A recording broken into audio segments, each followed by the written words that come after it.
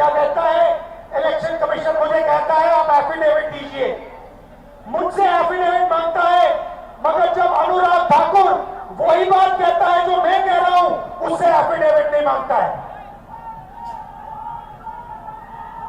तो भाइयों और बहनों, इसके बाद उन्होंने क्या किया, इन्हें पता लग गया कि अब इंडिया गठबंधन छोड़ेगा नहीं।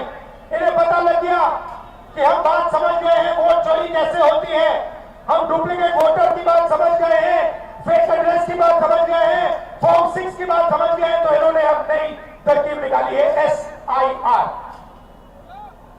SIR मतलब बिहार की जनता से उनका वोट चोरी करने का तरीका। पहले छुप के करते थे, अब खुलेआम सबके सामने।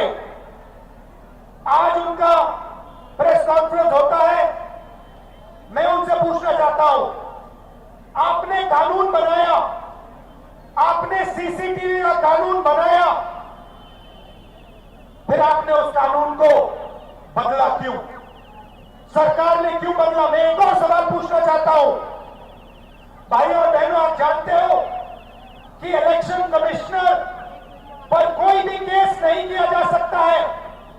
आप जानते हो कि हिंदुस्तान का कोई भी court, high court, supreme court उन पर केस नहीं कर सकता है। आप जानते हो ये कानून कब बना? जानते हो 2023 में ये कानून बना। ये कानून 2023 में क्यों बना?